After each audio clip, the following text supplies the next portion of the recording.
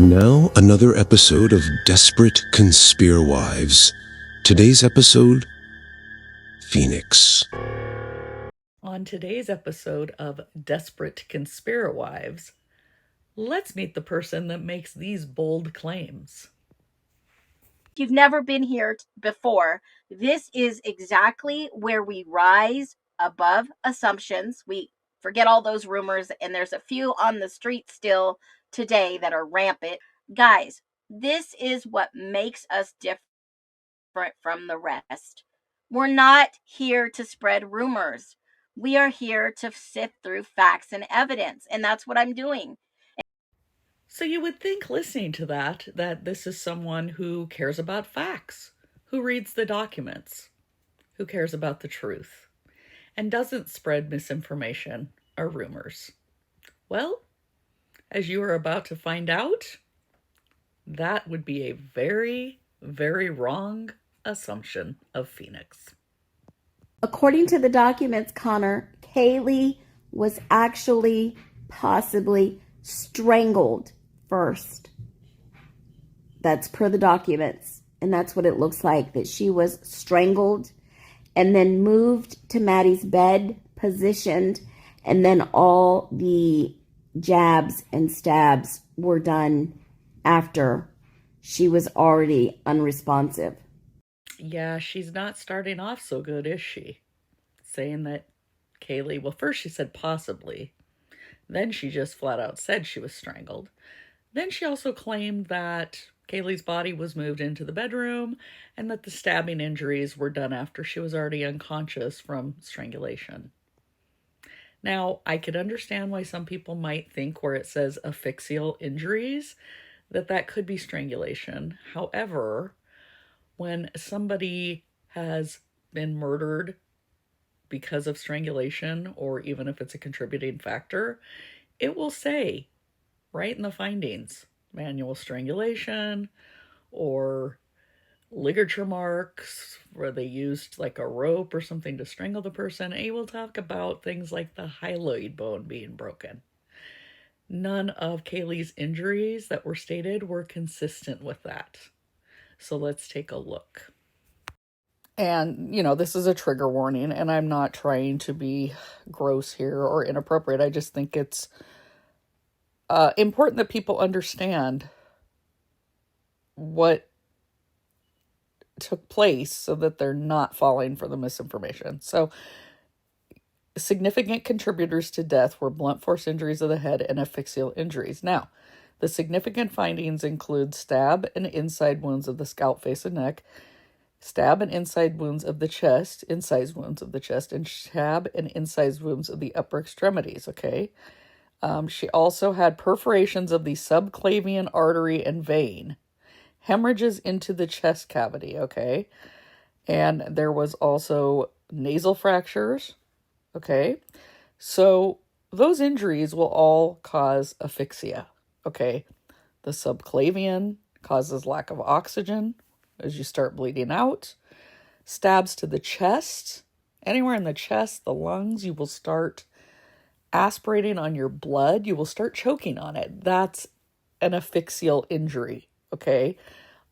If she was punched in the nose, which they believe that she had been punched in the face, anything that hampers your breathing, causes you to lose oxygen, it causes you to start drowning in your own blood, is an asphyxial injury. So not always strangulation. And as I said, it would have said it on here if there were signs of strangulation. That would have been listed. Now, as far as the body being moved into the bedroom, staged, and stabbed after being strangled, I don't know if she thinks medical examiners and other experts are dumb and that they can't tell whether an injury has been inflicted before consciousness or after or post-mortem, etc. But they know that the attack on Kaylee all took place up there on the third floor at Maddie's bedroom. There's no indications at all that she was attacked in another part of the house, brought up to the bedroom, and that she was unconscious and brought up to the bedroom, and then the stab wounds happened after she was unconscious. And in fact, the conclusions of T. Paulette Sutton are is that there's no physical evidence that any of the decedents were outside of their respective bedrooms after sustaining significant bloodletting injuries. Okay, so the stab wounds were happening in the bedroom, and those were the major contributors to her death. Those are what she wasn't. I just, for somebody that claims that she's not going to spread rumors and misinformation, she sure hasn't either read the documents or doesn't care and just wants to create her own thing. Okay, now we're going to move on to Phoenix's next target of misinformation, and that is the rideshare driver, Eric Gower. He's the one that took Kaylee and Maddie home from the Corner Club. But Eric Gower's interview was released this morning by Connor on a special premiere. There is a lot of redaction. This is an hour and 41 minutes, guys, and I'm going to say it in the elephant in the room. We did not know that they held Eric Gower's car on the 18th. They sat him down, did an hour and 40-something minute interview. We were never told from the public side of this, because whatever happened to this, we have no conclusive results. His name is not in any system. He's never been charged with anything. Eric Gower, was he ever charged? No, he was sure interrogated. His car was surely looked through. We didn't see any forensics documents. We didn't see his initials in any of the MPD statements, not the ISP. So those are the documents that I told you in the beginning of this. There are thousands more documents that we may never see.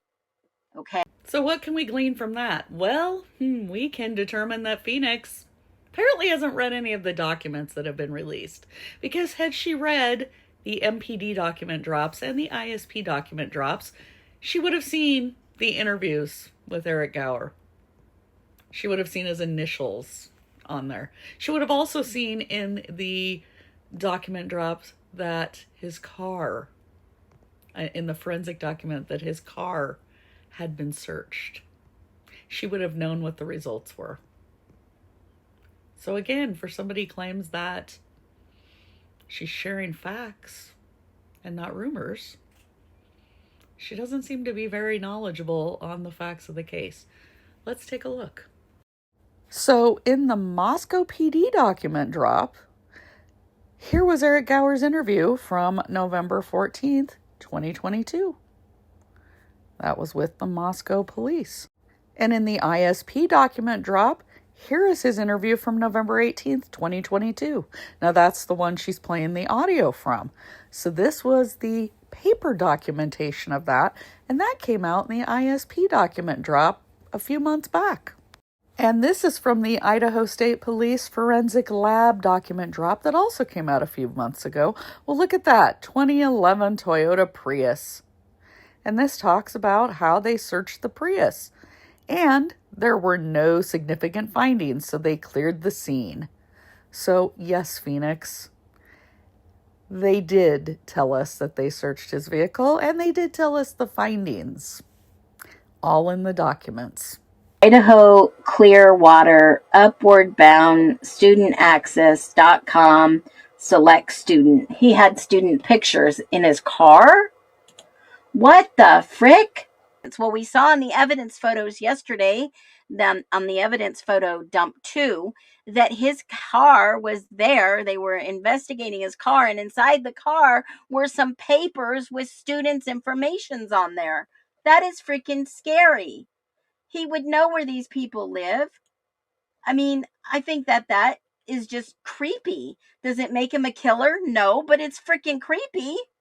So here's just a little overview of it from the University of Idaho website.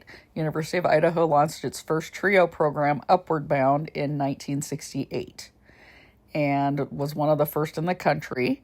It supports students across Idaho. TRIO was created by Congress to help more Americans attend and complete college regardless of race, background, or income, and it's funded through the Economic Opportunity Act. of 1964. It now supports nearly 800,000 people across more than 2,800 projects nationwide. U of I has received TRIO funding continuously since the beginning. And this tells you the core values of the Upward Bound program. So commitment, inclusivity, transformation, intentionality, and collaboration. Now, at the time, Eric Gower was an outreach coordinator for the Bridge, Idaho Upward Bound program. So the Bridge, Idaho programs included Lapwai and Orofino, Kamiai and Clearwater Valley, and also partnered with the Nez Perce Tribal Executive Committee. So he was working with that program. So he was traveling to those high schools to help these students get prepared to enroll in college and become successful college students. And he is now the project director. So he was promoted from an outreach coordinator and is now the project director. So there is nothing wrong at all with him having that documentation in his car. As somebody that was traveling back and forth between U of I and those high schools, of course he's going to have the paperwork in his car. It was in a glove compartment. It's not like it was sitting out in the open. So for her to infer that it's creepy that he has this student paperwork is completely inappropriate on Phoenix's part. Okay, and she knows what she's doing. I'm sorry, but she knows what she's doing when she tries to make it sound like somebody's doing something inappropriate. So she's taking a completely innocent situation and trying to make it sound like this guy was doing something wrong by having this student information. Yeah, I really got to answer this question. Why aren't they popping and providing alcohol to minors? Hello? I mean, that's like a misdemeanor. Why didn't they pop Dylan for underage drinking? Because she admitted it herself. I mean, there were so many infractions that could have been charged in this case, but were overlooked. Apparently Phoenix doesn't understand how things like that work. First of all, you have to witness the person giving alcohol to minors in order to give them an infraction.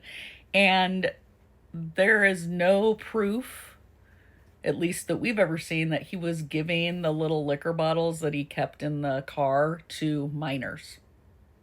Like I've been in limos before, rideshare services that will have both non-alcoholic and alcohol beverages in the car, at like from the airport to the hotel, and they don't give it to you unless you're 21. So I'm gonna assume that's what he was doing, that they had to be the 21-year-olds. So nobody's ever come out that I've seen and said he was giving those to minors. But again, police would have to catch him in the act of giving alcohol to a minor in order to cite him for that. And same thing with Dylan.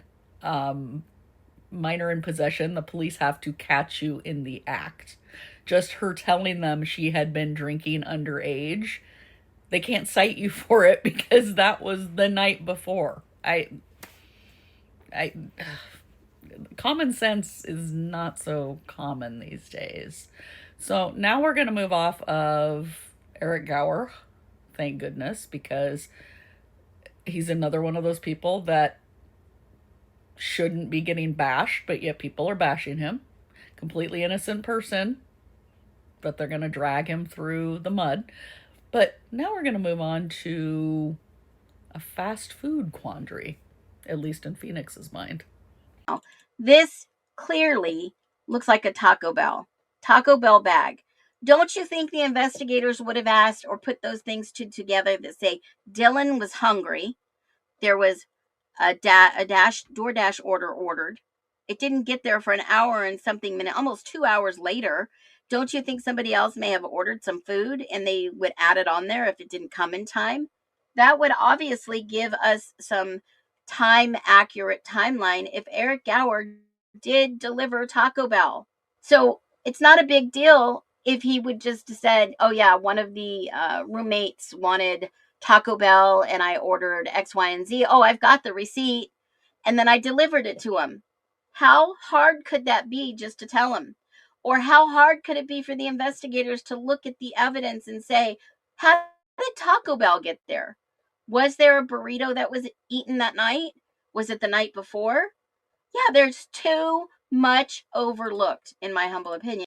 Okay, and just so you know, she even called the Taco Bell to find out if they ever served curly fries. Because there were curly fries, you know, in Xana's room, which was the Jack in the Box. But Eric Gower didn't deliver food. He was a rideshare driver, not the DoorDash driver. Also, Dylan, yes, had messaged him because they were thinking about going back out to the grub truck, but then she changed her mind and decided she didn't want any food. And it was Xana that ordered DoorDash from Jack in the Box. Now, I showed before why that time frame is not unusual.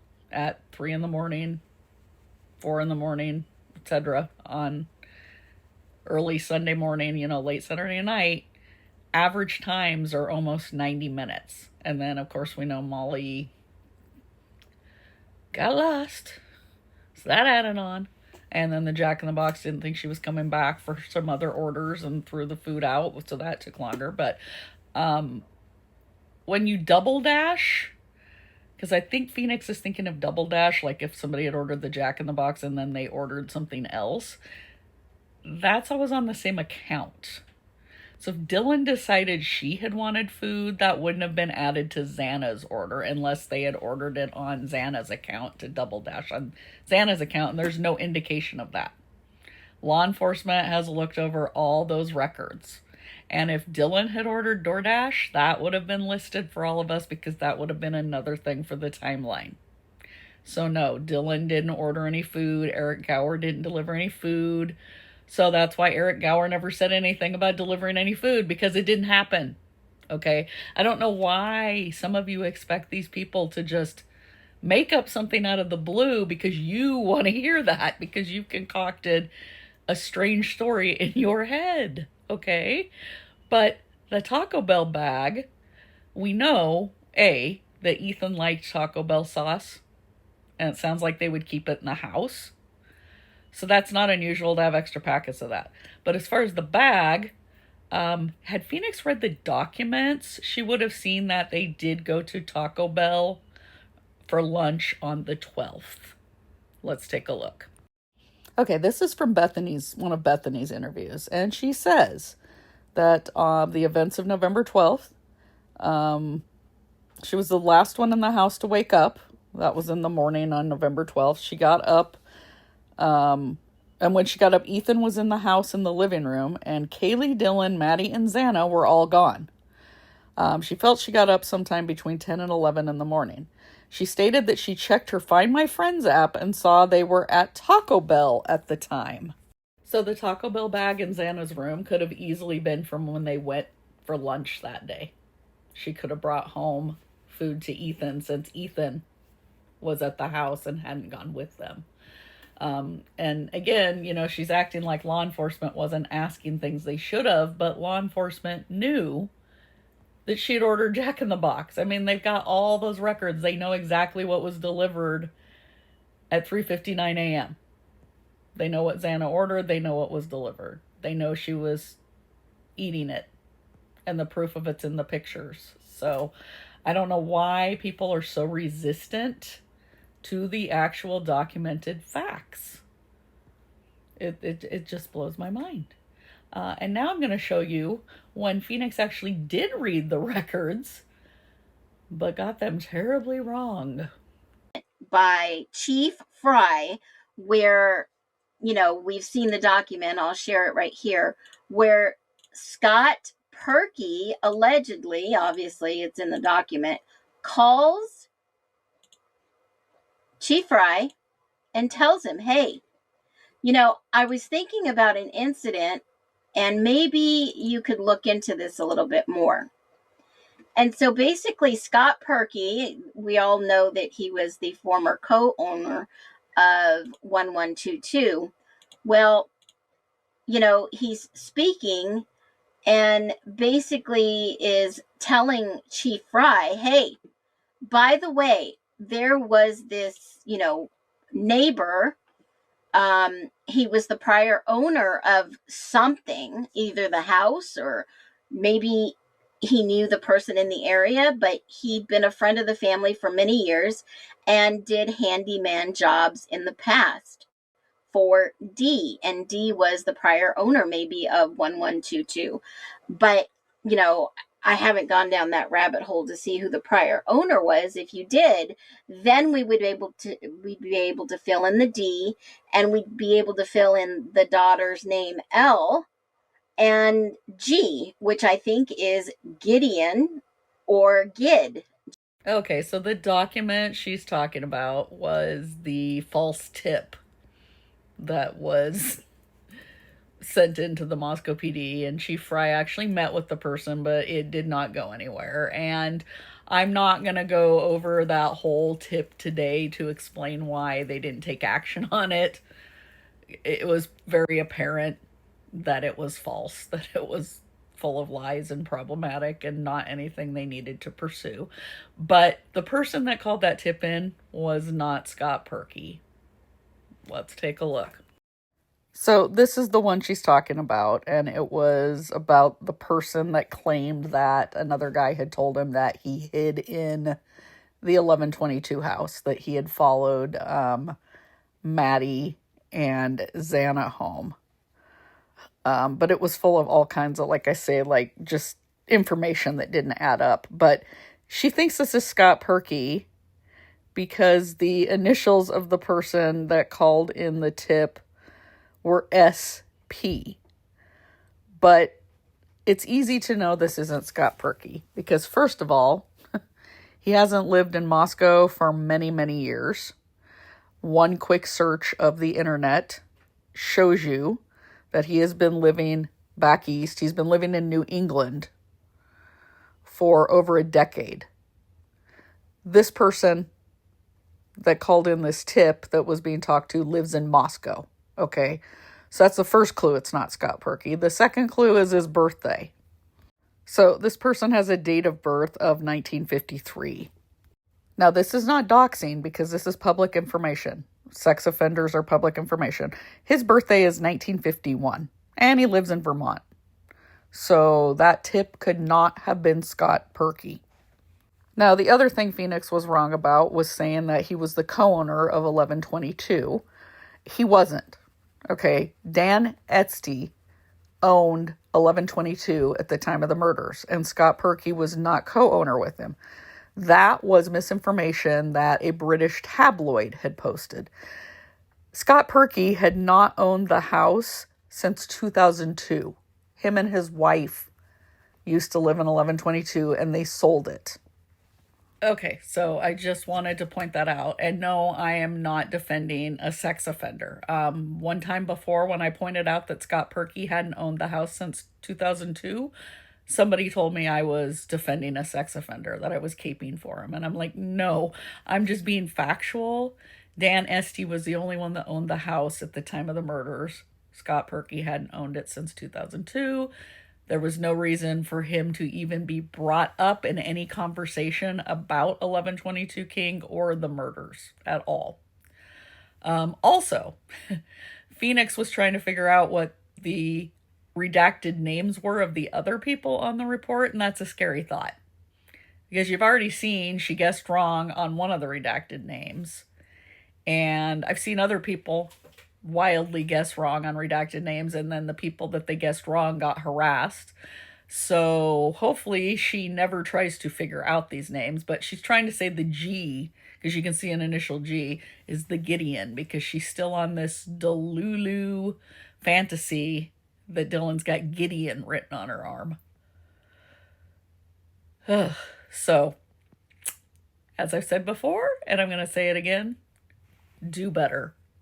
And if you see people spreading misinformation, please, please, please try to correct them. And I know they're going to be resistant.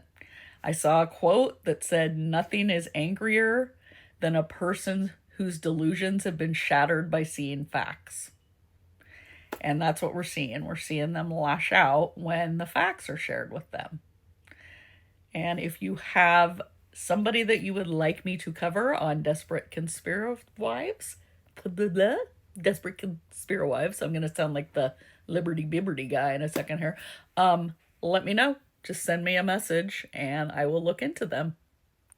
Thank you for watching this episode of Desperate Conspirawives.